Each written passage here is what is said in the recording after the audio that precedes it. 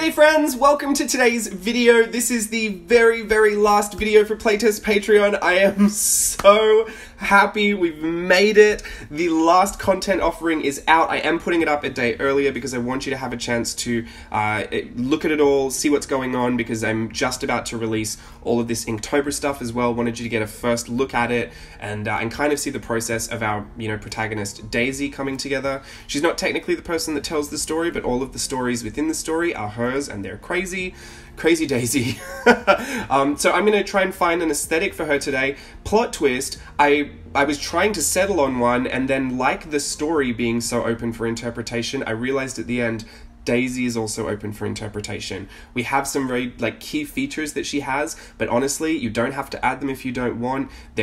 She's got glasses, big round glasses, she's got freckles, she has this cute little dress in this little pattern, and her motif is scallops. She loves flowers, she's got a few cats, she loves a little garden hideaway that she has. She's a really odd character, and I'm really excited for you to read the story because it was a nightmare to put together. I don't know why I thought I could author and illustrate a children's book, but here we are. And I'm so excited now. I needed to have this play session to figure out that Daisy needed to be open for interpretation too, because now the pressure of me having to have some kind of continuity between pieces is completely gone. And now I have the excitement of reinterpreting her every single time I draw her. And I'm really excited about that. So I'm going to read you the first part of the book, the kind of the intro that sets up the story. Ultimately, I want you to take away from this that the whole book was made to be open for interpretation. And so it's supposed to stimulate a thought in you that you might want to illustrate. You don't have to. You can watch this whole thing go down on Inktober, on YouTube in Inktober. You don't have to get involved. If you do want to get involved, that's amazing, and I can't wait to see what you do. But I think I want people to stray away from trying to get too much information from others, from trying to say, what did you mean by this? Because oddly enough, I've seen a lot of people asking lots of questions about the Whimsy Ween prompts. Now, I take for granted that just because I know what a word means, that everyone else will know what it means, or that it's even easy enough to Google. And sometimes, so there was a little bit of confusion about bumpkins if I had just made a typo, and but I did mean bumpkins. To me, it was a country bumpkin, and I just wanted to, in my head, I saw these pumpkins with the little straw out of their mouth, wearing cowboy hats, kind of stacked on top of each other. But I take for granted that some things, make sense in my head, but they don't really make sense in other people's heads. So I think what I need to set everyone up with is this sense of, if it doesn't make sense, that's probably the best thing. Because this whole story wasn't supposed to make sense. The intro and the outro kind of set up how this all came to be, and there's a cute little kind of tie-in at the end. Ultimately, I kind of resonate with this, and Daisy almost seems like an imaginary friend that I had when I was a kid. And I didn't have imaginary friends, but to me it seems like, reliving a childhood. If I could go back, I would probably be Daisy, to be honest, and really indulge in all of the imagination that I had as a kid. It's something that as an adult I keep trying to bring back into my life, and I exercise that, do creative exercises to bring out more of that imagination, because there's so much good stuff locked in the back of everyone's imagination. And as we get older and as we're adults, I don't need to explain this to any of you, but we lose that sense of play and that whimsy, and we lose that sense of creativity that we have as kids, that wonder and that mystery about, could that really happen? Can pigs fly? I don't know that yet. No one's told me they can't, so I'm just going to assume they can. And so Daisy is this character that has a lot of that. She has a lot of that imagination, and it's wild, and the stories are kind of confusing, but they're all kind of put together like little riddles, and there's no set rhyming scheme. I have to remind you, I'm not actually a children's author. I want you to also approach it with some grace, because it was a really hard task to put together 31 completely random little riddles that could evoke a very open for interpretation story. So I think you'll get it when you see it, but I want you to resist the urge to try and make sense of it. I want you to visualize what's happening. You know, there are very descriptive words, but even those words are still open. You're going to see a different kind of mushroom than I would see. So that's what I want you to kind of play with. You know, whatever your first instincts are, whatever you saw. Steve and I actually discussed one of the prompts, and he was trying to tell me, the person who had written the prompt, why what he saw was correct and what I saw wasn't. But it was just a matter of how I interpreted this one phrase. And for me, it's so fun. I will just read it to you really quickly because it's really stupid. Daisy said, I stacked a bunch of teacups high to try and catch that butterfly spy. So to me, there's a butterfly that is a spy, and she wants to catch it because she's sick of the butterfly spying on her all the time. She's paranoid about it. So she just grabbed a bunch of teacups, stacked them up really high, and she's ready to swat at it whenever it comes around. And this butterfly has, you know, like a burglar mask on, and he's, you know, a really shady looking butterfly. That's what I saw. Steve actually said, no, what's happening here, which I just find so funny that Steve was telling me what was happening. But he said, no, there's a guy and he's on the teacups trying to catch this butterfly.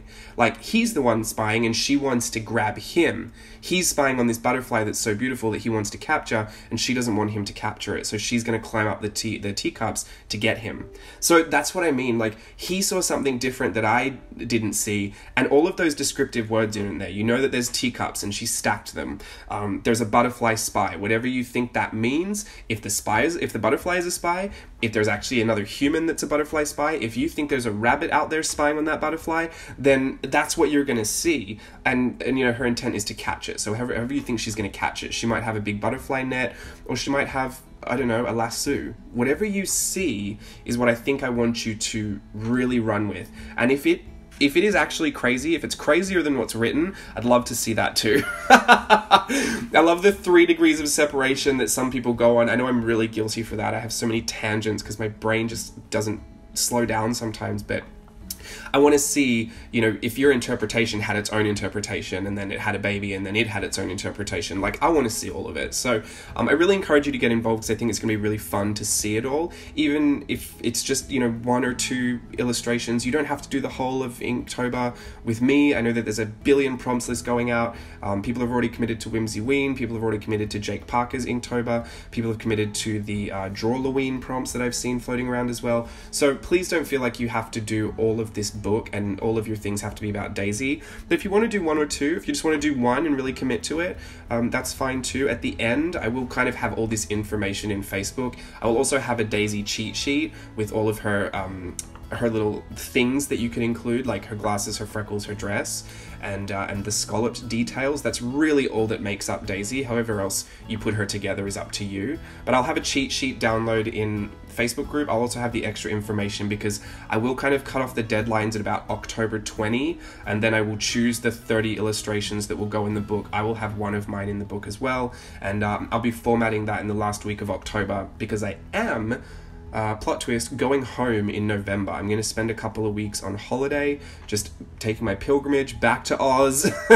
Steve's going to stay here and mind the cats, and I'm just going to be with family and just really reset, regroup, recollect, refocus, and just kind of take a break. If I don't force myself to take it, I won't take it. So I'm literally getting 14,000 miles away from the studio, so I won't be tempted to just work through my break. So that's going to happen as well, and I will have all the book hopefully in production as I'm out on holiday and in time to hit you for Christmas if that's something you're interested in. But let's not go there. Just wanted to tell you I was going, but I'll still be on social media. I'll still have, you know, I probably won't do any video content for those few weeks because after October, I think there'll be like 500 videos for people to catch up on, but I will just take a bunch of weeks off and that will be my like huge holiday for the year. So that's booked, that's paid for. She's gone. I'll be out in November, early November, and hopefully I'll just spend some like fun Christmas stuff at home too. I love Christmas. And it'll be really nice to have like you know, the home family Christmas feel as well. So I'm really excited for that. I'm excited for a lot of things. I think it makes getting through Inktober that much more exciting because I know that there's a holiday on the other side of it. So I will put all the information on the Facebook group. Please don't worry, you won't miss anything. It'll be downloadable. There'll be videos obviously every day through October. So if you ever feel like you're going to get stuck, there will be information flying at you and you will figure it out. Like, it's just, keep yourself open to all of it. Ultimately, we're just going to draw some prompts and illustrate a children's book together. It couldn't be more simple than that, could it? How did I think this would be easy? Like, how did I think this was definitely the challenge for me to go with? I'm excited now that writing the book was so incredibly difficult, just because it's much when I did that collage and illustration tutorial and I said, like, when you tell someone, draw something interesting, draw something quirky, they end up drawing something that's very obvious, very normal for them. It's really hard to force it out if it's supposed to be odd or interesting, I find anyway. I think there are a lot of exercises you can do to really stimulate that part of your brain, and I had to engage in a lot of that when I was writing the book. But I'm really happy with how it came together, and the overarching message of the book is that, hopefully this process, like Daisy does for, the narrator of the book, Daisy inspires the narrator of the book to keep the imagination alive for the rest of their life. I'm just going to say it's a he because I feel like I'm the narrator of the book and it's kind of the viewpoint that I wrote it from, but I feel like you would probably feel like that too reading it. So technically we are all this person that is recording, all of Daisy's crazy imagination. And so at the end of the book, you find out that, I'll let you figure it out, but the overarching message is that we can take all of these crazy stories, we can take all of these, really exaggerated, random things that happen, through Daisy's lens, and we can appreciate them, and we can take that sense of childlike wonder with ourselves through the rest of life. We don't necessarily need Daisy to show up for that and tell us a story. We can become our own Daisies, and you'll get it when you read the book, hopefully. That's the overarching message. It was so hard to try and figure it all out, but I'm going to read you the first paragraph. This is the intro to the book, and you'll get a sense of how it all sets up and how we go into our crazy stories. So please forgive me, I haven't practiced this or anything, and it's written down very crudely in my sketchbook. But we start with, where are we? I used to know a sweet girl named Daisy, whose daily stories were fairly crazy. Every morning at 10, I'd pick up my pen and record the tales she told me. A whole year passed, I had quite a collection, and here's a look at the most random selection. So strap yourself in, let's go for a spin in a bafflingly odd direction. So essentially, Daisy's been chatting her face off every morning at 10 for a year. Who knows if she just moved into town and she's just made this friend and she just wants to tell them all her stories every day. To me, I picture this happening at a bus stop. I don't know what school she goes to, but she mentions some of her teachers, and it's odd. Like, maybe she doesn't go to school, maybe she just hangs out in her garden with her cats. Like, you don't really know what Daisy's doing or if Daisy's even really real, but her stories are wild. and I love all the imagination that they kind of evoke in myself, and I'm so excited to see the imagination that they evoke in you. And so Daisy is, every morning she just say these stories for about a year, and we're going to look at 31 of them and just illustrate them together, but we're also just going to see how bizarre they are. We're just going to go down that journey and just see what Daisy's been up to, where she goes, what she does when she's there, who is she talking to, who are these characters in her world, like why is everything so odd for her? And at the end of the story, at the end of the year, she actually does move away and we don't hear from Daisy ever again, which I know might seem sad, but it ties in with that whole thought that I was having that, in a random other personal way, I've been thinking about the way that people come into our lives for, I've heard this before, a reason, a season, or a lifetime. And Daisy was that. Daisy represents that childhood sense of wonder to me, and you don't get to keep that your whole life. You don't get to keep that childlike spirit when you're an adult. It's not inherent. You don't get to definitely keep that, but we can have access to it. So I think it was just this weird idea that I was kind of having that, Daisy didn't need to be around for me to enjoy all of these stories.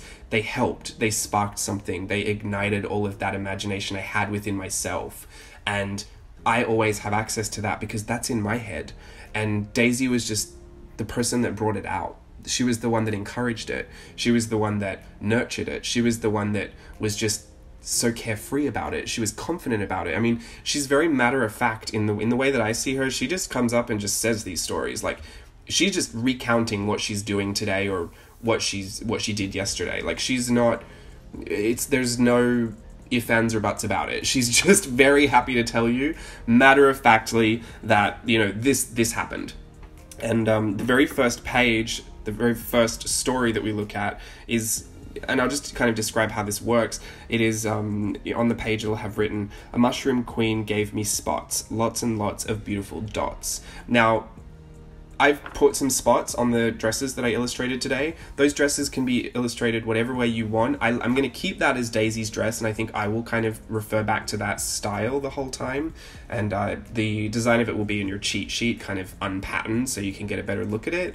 But I think when I see that page in my head, I know that, okay, so there's some descriptive words there. A mushroom queen. Great. I need to draw a mushroom queen. Is she a human that is shaped like a mushroom that has a crown on? Or is she a mushroom with a crown on? Or is she something completely different? Is she a queen, like a beautiful looking queen, but her coat is made of mushrooms? Or, do you know what I mean? Or is she just wearing spots and she's got a spotted tiara, a spotted crown? She could be anything.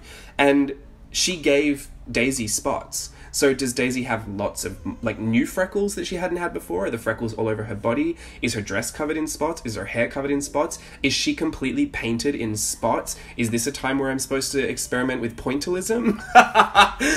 Yeah, I'm definitely not doing that, but you know what I mean? You could take it in so many different ways. And what's that lady's name? Yayoi Kusama? She's the Japanese woman that is obsessed with spots. That's what I was thinking of when I wrote that prompt. And so I want to know where it goes. And what I'm really excited about for myself, if I can just be a little self-indulgent for a second, like I haven't been this whole time. I'm so excited. I drew this version of Daisy on the right-hand side of the page. She has her glasses on. She's got her scalloped details. She's got the dress that I drew, and she's got her freckles. Oh, did I put freckles on her? I think I left her freckles off of this one. Either way, she's still Daisy. This is the Daisy that I drew. Kind of abstract, kind of odd looking. She didn't have, it almost looks a little Roald Dahl to me. I don't know why. I know that it's a Whimsy Ween prompt. So it has kind of been on my mind. I've been looking at some things. So I think I might have subconsciously picked up something about that style and kind of applied it here.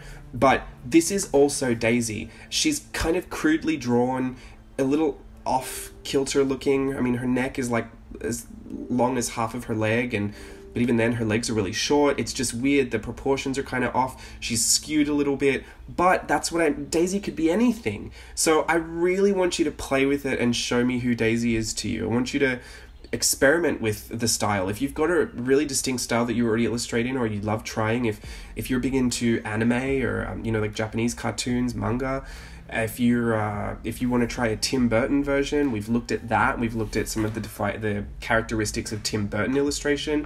If you want to go back to the simplified illustration tutorial, you could literally do that tutorial and apply this to Daisy. I think it's going to be so fun to see. And if you're excited to see it, I'm all the more happy. But honestly, I'm just excited to see whatever happens. And I just want people to trust their instincts and go for it. Don't hold back. And I don't want people to scrap things unless you like really hate it and you can't bear to look at it. But if it seems off to you, or if it ever crosses your mind this isn't good enough to submit, I don't want you to think that, because there are going to be days where I try things that I'm not confident doing, and I'm going to try and keep it. My goal is not to scrap. I'm not going to say all of them, or any of them, I should say. I don't want to have to scrap anything. I want to keep most of every drawing that I start. I want to keep it. I want to keep that charm and that original thought. I don't want to keep reworking things and have an opportunity to switch it up, if my brain goes a different way. I want it to be very raw, my first, candid thoughts about the prompt.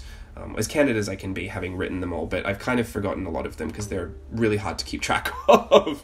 But yeah, so I'm really, really excited. I want to see what you've got planned for it. If this is something that you're even interested in, please don't add it to your schedule if this is if you've already got like 7 projects going, because I do get very invested in people's monthly challenges, and if you drop off the bandwagon, I will get very secretly upset. So consider me keeping you all accountable. No, I want you to have fun, but I also want you to really stretch that imagination. I want you to use it and kind of take what the story really is about, and unlocking all of that stuff that we kind of put away or isn't as prevalent as it used to be when we were kids. I want you to just experiment with that childlike wonder. I want to kind of get a sense for how you played when you were younger. Like, I want to see those fantasies that you used to live in, or that you used to think about, and Daisy can just be our way of sharing that with each other. So super collaborative. I do need at least one other person to join in, so that I'm not just making I'm not just doing it all on my own. This collaborative book, it literally wouldn't make sense. So I'm gonna need at least one person to say they will do at least one drawing. Let me know. But other than that, look out on Facebook for the Facebook group. I'll also probably put some more info on Instagram as well, and look out for that to get all the extra information. Also, I will say it all again when we do Inktober on October 1st. I will kind of re-explain the project, I'm assuming. Either way, super excited. Let me take this last minute to say a humongous thank you for joining us together, like joining in this experience in Playtest Patreon. I can't thank you enough for kind of just being the guinea pigs that I could never have expected a better bunch of. You were very, very helpful. I felt so safe in this space to learn and grow through it, and I will have all of my summarized and concise thoughts, my pros and cons, coming out in a YouTube review video very soon for you. So I just want to personally say thank you again whilst I have my last opportunity to do so. So that's it for me. That's it for Playtest Patreon. Until next time, thanks for watching. Bye.